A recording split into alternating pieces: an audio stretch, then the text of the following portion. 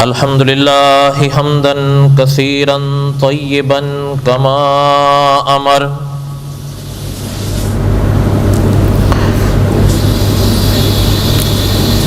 واشہد ان لا الہ الا اللہ وحدہ لا شریک لہ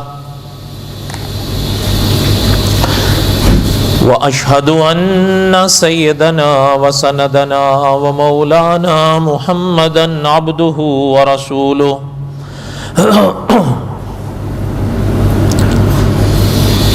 اما بعد اعوذ باللہ من الشیطان الرجیم بسم اللہ الرحمن الرحیم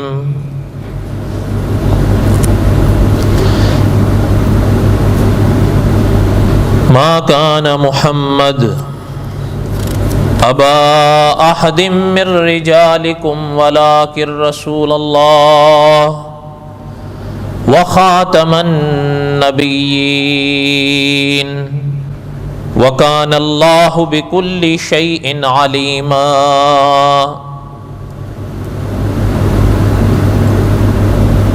وقال النبي صلى الله عليه وسلم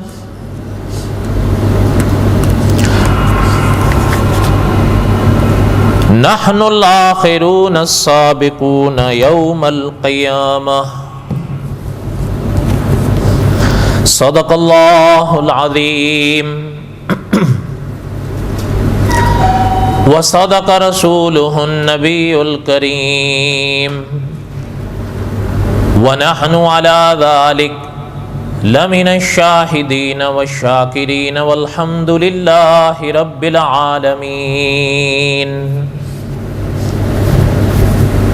اللهم صل على محمد وعلى آل محمد كما صليت على إبراهيم وعلى آل إبراهيم إنك حميد مجيد اللهم بارك على محمد وعلى آل محمد كما باركت على إبراهيم وعلى آل إبراهيم إنك حميد مجيد ہمہ قسم کی حمد و ثنا اللہ ذات لم یزل لا یزال کی ذات اقدس کے لیے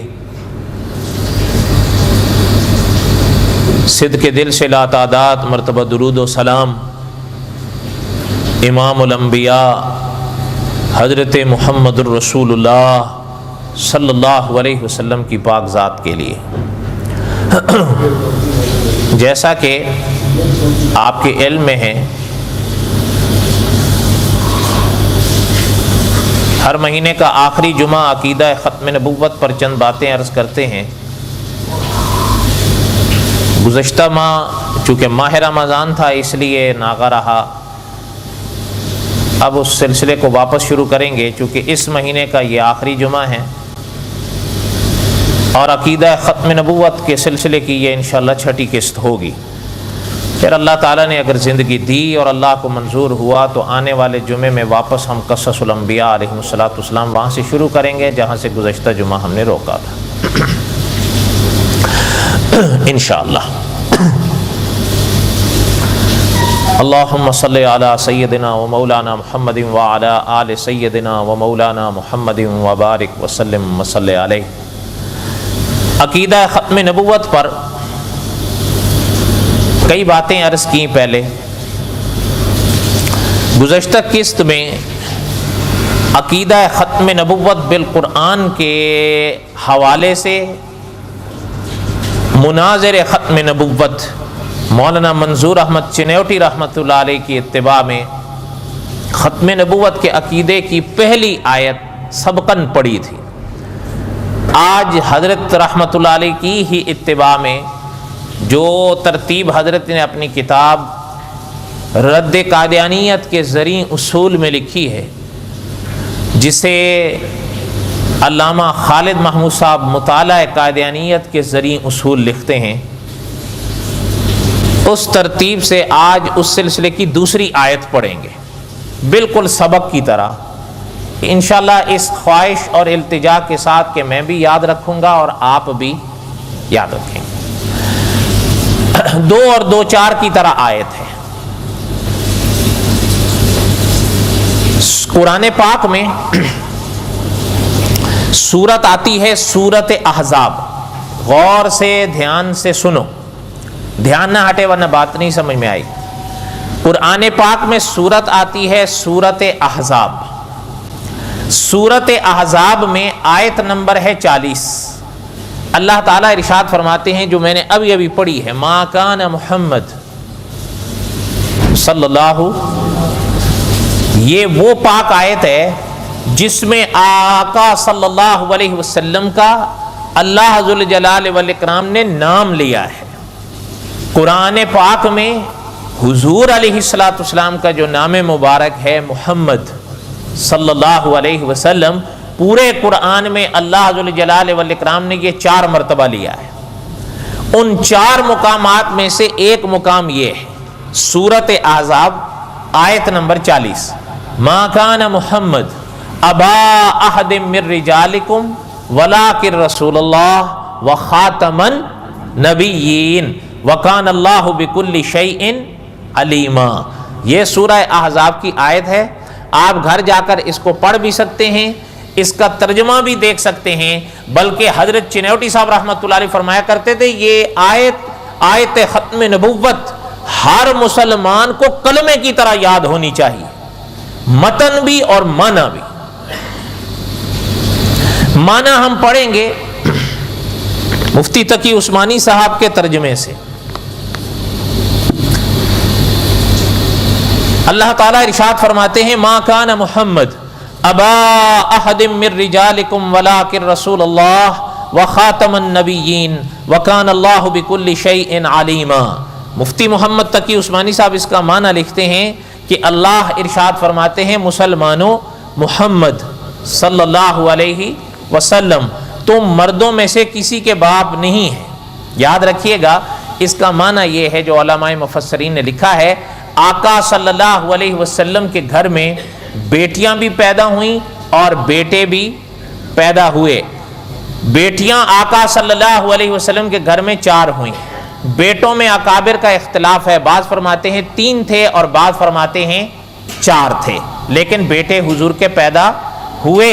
لیکن اس آیت کا پھر کیا معنی ہوگا کہ اللہ تو ارشاد فرما رہے ہیں کہ مسلمانوں، محمد صلی اللہ علیہ وسلم تم مردوں میں سے کسی کے بھی باپ نہیں ہیں۔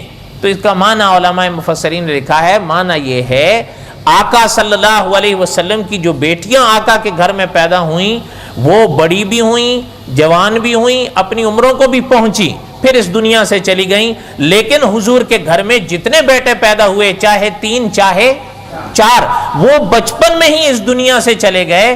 بلکہ بعض اکابر نے لکھا ہے جو آقا صلی اللہ علیہ وسلم کے ان بیٹوں میں جناب ابراہیم تھے، غالباً وہ سب سے بڑی عمر کو پہنچ سکے ہیں اپنے بھائیوں کی عمر کے لحاظ سے، اور وہ غالباً کم و بیش 2.25 سال بنتا ہے۔ تو وہ رجال کی عمروں کو نہیں پہنچے ہیں جس کو مرد کی عمر کہتے ہیں، وہ تو بچپن میں ہی چلے گئے۔ تو اس لیے اس آیت کے معنی میں کوئی شبہ نہیں ہے کہ مسلمانوں، میرے محمد صلی اللہ علیہ وسلم تم مردوں میں سے کسی کے باپ نہیں ہیں۔ آگے فرمایا وَلَٰكِن رسول اللہ، ہاں لیکن وہ اللہ کے رسول ہیں۔ وَخَاتَمَ النَّبِيِّينَ، اب وَخَاتَمَ النَّبِيِّينَ کا معنی سنو، فرمایا تم مردوں میں سے کسی کے باپ نہیں ہیں لیکن وہ اللہ کے رسول ہیں۔ وَخَاتَمَ النَّبِيِّينَ، اور تمام نبیوں میں سب سے آخری نبی ہیں۔ خاتم کا معنی کیا ہوا؟ خاتم کا معنی آخری، ٹھیک ہے۔ اس کا ایک اور معنی بھی ہے، یاد رکھیں، وہ ہے مہر، نبیوں کی مہر۔ اچھا یاد رکھیں، اکابر نے لکھا ہے کہ معنی خاتم کا آخری کریں، معنی اس کا مہر کریں، اس کا مفہوم ایک ہی ہے۔ استاذ العلماء علامہ خالد محمود صاحب اپنی کتاب عقیدت الامت میں لکھتے ہیں عنوان کے طور پر کہ اس پاک آیت کا خاتم کا مفہوم 14 صدیوں میں امت نے ایک ہی سمجھا ہے، اور وہ یہ ہے کہ آقا صلی اللہ علیہ وسلم کے بعد اس دھرتی پر خدا کا کوئی نبی پیدا نہیں ہوا۔ ٹھیک ہے، بات سمجھ میں آ رہی ہے آپ کو یا نہیں؟ اللہ کرے سمجھ میں آئے، میں کوشش کر رہا ہوں، اللہ اگر یہ علمی باتیں ہیں لیکن میں اس کو بالکل جتنا آپ کی آسانی کے لیے میں کر سکتا ہوں اس کا خلاصہ عرض کر رہا ہوں تاکہ بات سمجھ میں آئے۔ اب یہ بھی نہ ہونا کہ وہ میری باتیں اوپر سے آپ کے گزر جائیں تو عقیدہ کیسے بنے گا۔ اس لیے قرآن کریم کی اگر آپ شان دیکھیں تو عقیدے کے مسئلوں کو تو قرآن نے 2 اور 2 4 کی طرح بیان کیا ہے تاکہ پڑھا لکھا بھی سمجھے اور ان پڑھ بھی سمجھے۔ اب یہ معنی بالکل 2 اور 2 4 کی طرح ہے یا نہیں کہ وہ خاتم النبیین ما کان محمد ابا احد من رجالکم ولکن رسول اللہ و خاتم النبیین، اللہ کے نبیوں میں آخری نبی ہیں، اور مہر بھی کیا گیا جو معنی اس کا تو وہ اس معنی کے کوئی خلاف نہیں، ایک ہی ہے۔ اکابر نے فرمایا کہ مفہوم اس کا ایک ہی ہے کہ محمد الرسول اللہ اس دھرتی پر خدا کے آخری نبی اور رسول ہیں۔ ایک بات، اگلی بات سنو، اگر یہ قرآن وہاں رکھ دیں تو تاکہ بے ادبی نہ ہو۔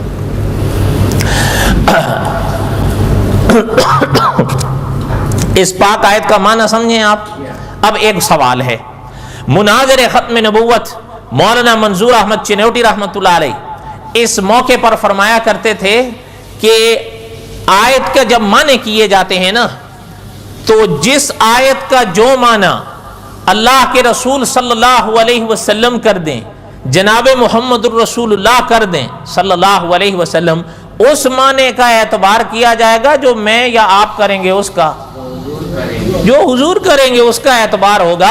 اب آقا صلی اللہ علیہ وسلم نے اس پاک آیت کا معنی کیا سمجھایا ہے؟ آقا صلی اللہ علیہ وسلم ارشاد فرماتے ہیں سیکون فی امتی ثلاثون دجالون کذابون کلہم یزعم انہ نبی اللہ وانا خاتم النبیین لا نبی بعدی۔ یہ آقا صلی اللہ علیہ وسلم کا وہ فرمان ہے جو دفاع ختم نبوت البم میں امام مسلم رحمۃ اللہ علیہ کے حوالے سے لکھا گیا ہے۔ ذرا سنیں، آقا صلی اللہ علیہ وسلم نے ارشاد فرمایا کہ اللہم صلی علی سیدنا و مولانا محمد وعلی آل سیدنا و مولانا محمد وبارک وسلم صلی علیہ۔ آقا نے ارشاد فرمایا سیکون فی امتی ثلاثون دجالون کذابون۔ آقا نے ارشاد فرمایا کہ میری امت میں 30 آئیں گے۔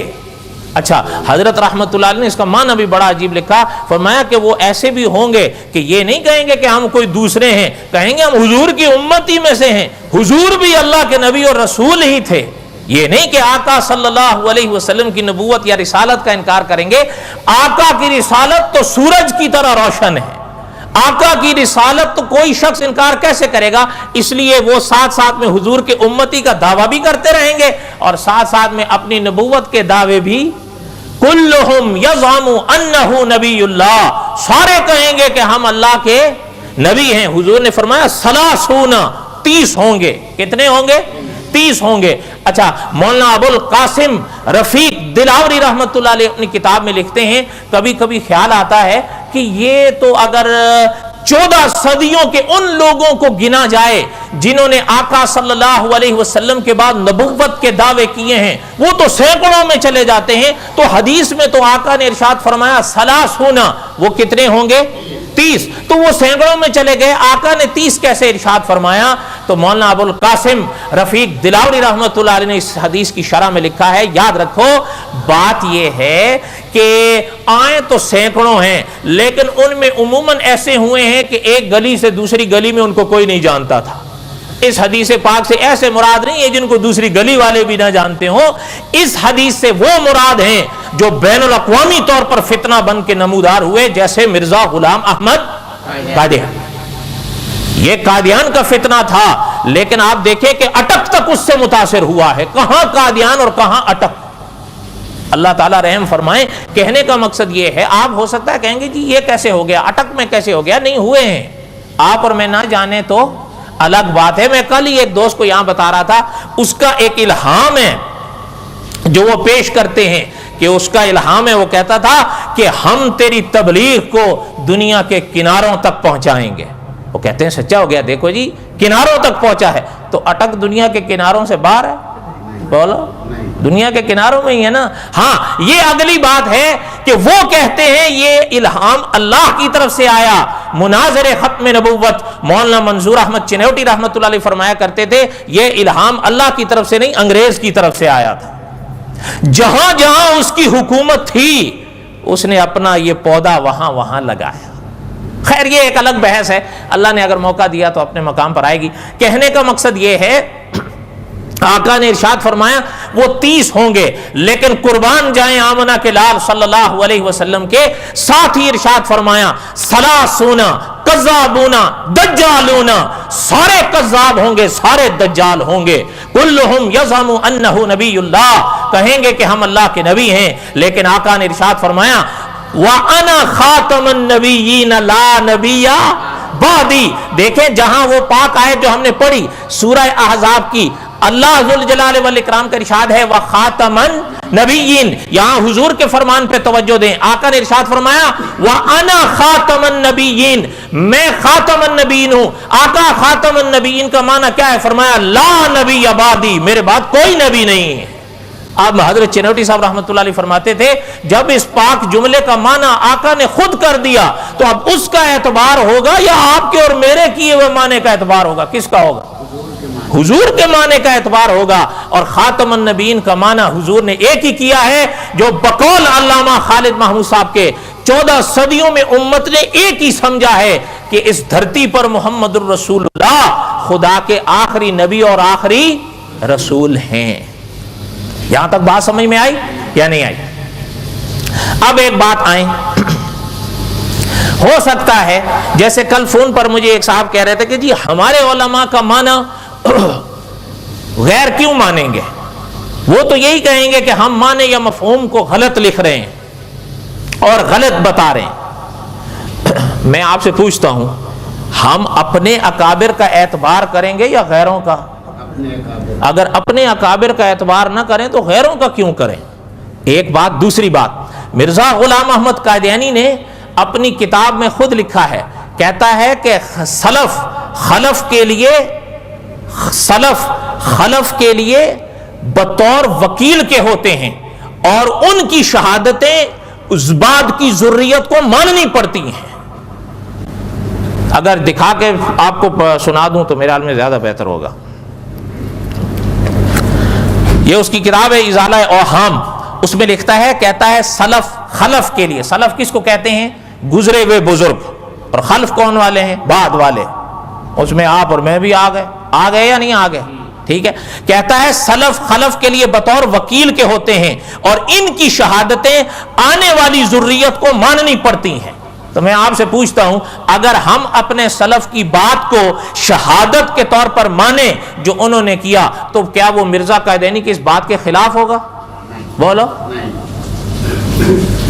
تو مرزا قادیانی کو ماننے والوں کو اس کی اس بات کو ماننا چاہیے یا نہیں ماننا چاہیے؟ بولو۔ میں آپ سے پوچھتا ہوں آپ اور ہم آقا صلی اللہ علیہ وسلم کو جب اللہ کا رسول مانتے ہیں تو آقا صلی اللہ علیہ وسلم کی صرف کچھ باتیں مانتے ہیں یا ساری باتیں مانتے ہیں؟ ساری مانتے ہیں نا۔ اچھا، اور میں آپ سے پوچھتا ہوں ایمان کے لیے حضور کی ہر بات کا اقرار ضروری ہے یا نہیں؟ ایمان کے لیے حضور کی ہر بات کا اقرار شرط ہے۔ خدا نہ کرے اگر کوئی شخص حضور کی باتوں میں سے ایک بات کا بھی انکار کرتا ہے، ایمان رہے گا؟ نہیں۔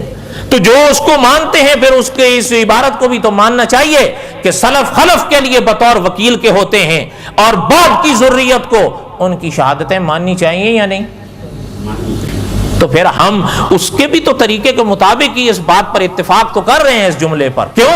سلف خلف کے لیے جب بطور وکیل کہیں تو ہم سلف کی بات تو مان رہے ہیں کہ اللہ کے رسول اس دھرتی پر آخری نبی اور آخری، یہی تو سلف نے لکھا ہے، اور کیا لکھا ہے؟ پھر بھی میں آپ سے پوچھتا ہوں قرآن پاک، میری طرف توجہ دیں، حضور صلی اللہ علیہ وسلم کے پاک دل پر اترا، ٹھیک ہے نا؟ یہی عقیدہ ہے۔ قرآن کو کتنی صدیاں ہوئیں اترے ہوئے؟ اب 15 ہوئیں۔ مرزا قادیانی جب تھا یہ قرآن پاک تھا یا نہیں تھا؟ نا، بولو تو صحیح، تھا، بالکل تھا۔ اب اس کے آگے بھی یہ آیت ما کان محمد ابا احد من رجالکم ولکن رسول اللہ وخاتم النبیین وکان اللہ بکل شیء علیما. یہ آیت اس کے سامنے بھی رہی ہوگی یا نہیں؟ اب سوال یہ پیدا ہوتا ہے آیا اس نے اس کا معنی کیا کیا تھا؟ یہ بھی تو دیکھنا چاہیے. آئیے آپ اور ہمارے اکابر، ہم اور آپ اپنے اکابر کی اتباع میں اور اکابرین صحابہ کی اتباع میں خاتم النبیین کا ایک ہی معنی کرتے ہیں کہ اللہ کے رسول کے بعد کوئی نبی اور رسول. اب آئیں دیکھیں کہ اس نے اس کا معنی کیا کیا ہے.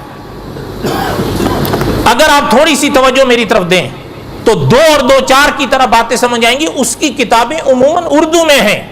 وہ ہر پڑھا لکھا شخص پڑھ سکتا ہے جو اردو پڑھنا جانتا ہو. اس کے لیے اسے بڑے بڑے لائبریریوں میں جانے کی ضرورت نہیں ہے. یہ اس کی کتاب ہے ازالہ اوہام، اس میں لکھتا ہے، غور کریں. اور قربان آیت بھی اس نے یہی لکھی ہے. کہتا ہے ما کان محمد ابا احد من رجالکم ولکن رسول اللہ وخاتم النبیین. یہی سورہ احزاب کی آیت لکھی ہے اس نے. معنی لکھو. یہ معنی آپ کے اور ہمارے سلف کا ہے یا مرزے کا ہے؟ اب سنیں اس نے کیا معنی لکھا اردو میں.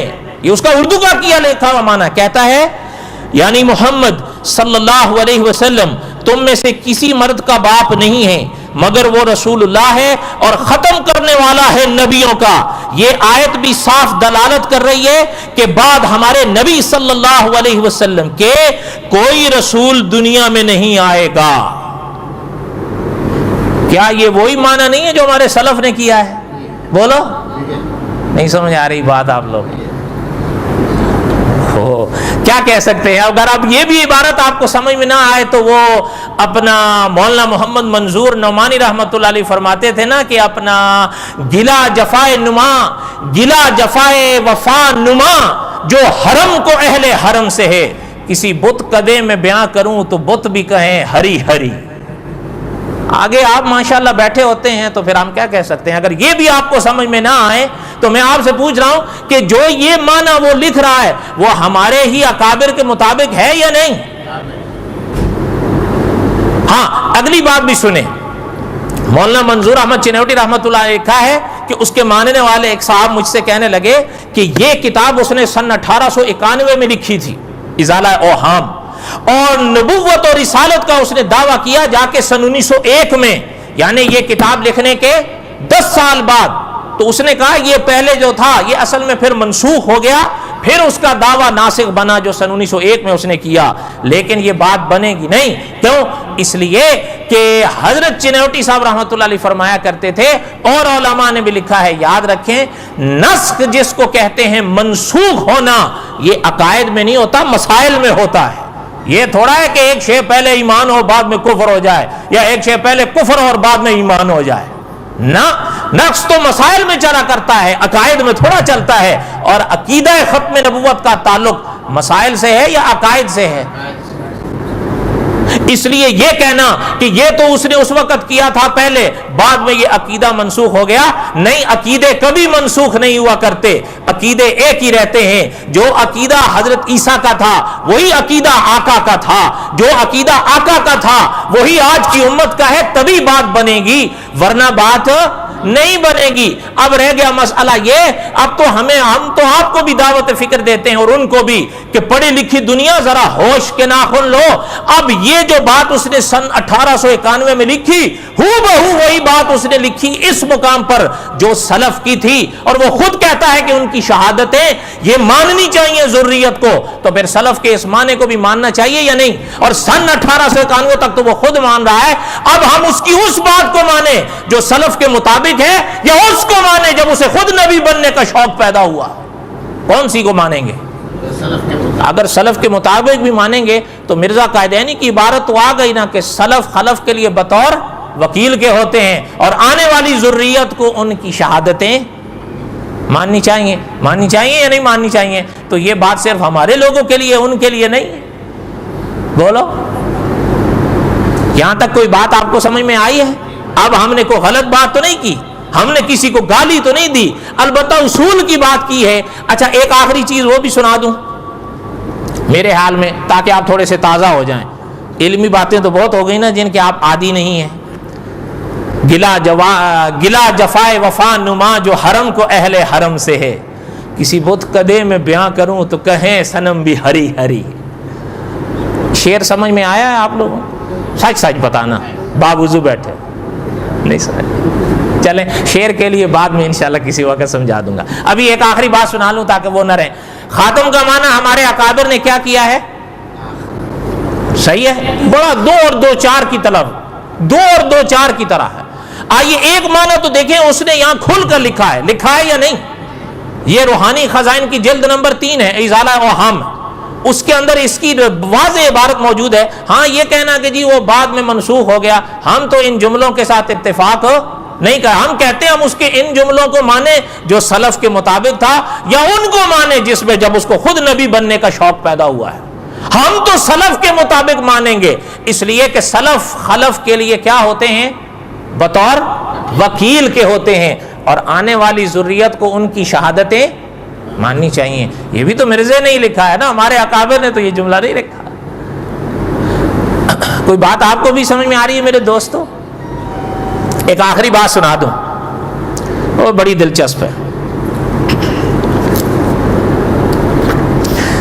اچھا جی، یہ مرزا قائدینی کی کتاب ہے روحانی خزائن. روحانی خزائن اصل میں اس کی جتنی کتابیں تھیں نا، انہوں نے وہ ساری اکٹھی کی ہیں. یہ روحانی خزائن کی جلد نمبر 15 ہے. ذرا سنیں، اس نے ایک بات لکھی ہے 2 اور 2 4 کی طرح. خاتم کا معنی کی طرف توجہ دلا رہا ہوں. آپ کے اور ہمارے اکابر کے نزدیک خاتم کا معنی کیا ہے؟ اب ذرا سنیں کہ اس نے ایک تو معنی وہ کیا نا بالکل 2 2 4 کی طرح. ذرا حضرت چنوٹی صاحب فرمایا کرتے تھے کہ بھولے کو ذرا گھر تک پہنچا لو. یہ بھی سن لیں، اس نے ایک اور معنی کیا ہے بڑا واضح 2 اور 2 4 کی طرح. علامہ خالد محمود صاحب فرماتے ہیں اس کی کتابیں عموماً اردو میں ہیں. ہر اردو داں طبقہ اس کو پڑھ سکتا ہے، سمجھ سکتا ہے، اور وہ جان سکتا ہے کہ یہ فتنہ ہے. سنیں، اس نے لکھا ہے، کہتا ہے کہ میں ابھی لکھ چکا ہوں، میرے ساتھ ایک لڑکی پیدا ہوئی تھی جس کا نام جنت تھا. یہ مرزا قائدینی خود اپنا حال لکھ رہا ہے. اس کے ساتھ کون پیدا ہوئی تھی، لڑکا یا لڑکی؟ بولو، نام کیا تھا؟ جنت. جس کا نام جنت تھا، اور پہلے وہ لڑکی پیٹ میں سے نکلی تھی اور بعد اس کے میں نکلا تھا، اور میرے بعد میرے والدین کے گھر میں اور کوئی لڑکی یا لڑکا نہیں ہوا. یہاں تک کوئی بات مشکل ہے؟ بولو. پتا چل رہا ہے اس کے ساتھ ایک لڑکی پیدا ہوئی تھی، ٹھیک ہے، اس کا نام کیا تھا؟ جنت. پہلے یہ پیدا ہوا تھا یا اس کا جنم ہوا تھا؟ اس کا ہوا نا، پھر یہ پیدا ہوا. اچھا، اس کے بعد پھر اس کے ماں باپ کے ہاں کوئی لڑکا یا لڑکی پیدا ہوئے؟ بولو بولو. تو یہ اپنے ماں باپ کے گھر میں آخری ہوا یا نہیں ہوا نا؟ اب ذرا سنیں اس نے آگے کیا لکھا ہے. کہتا ہے جس کا نام جنت تھا، وہ پہلے وہ لڑکی پیٹ میں سے نکلی تھی اور بعد اس کے میں نکلا تھا، اور میرے بعد میرے والدین کے گھر میں اور کوئی لڑکی یا لڑکا پیدا نہیں ہوا، اور میں ان کے لیے خاتم الاولاد تھا. اب یہ خاتم کا معنی کیا کیا ہے اس نے؟ بولو. تو ہم خاتم کا معنی کریں تو غلط، لیکن وہ خاتم کا معنی آخری کرے تو بالکل ٹھیک ہے. اس کا وہی تو معنی کر رہا ہے کہ اس کے بعد اس کے ماں باپ کے گھر میں کوئی لڑکا اور لڑکی پیدا، خاتم الاولاد تھا وہ.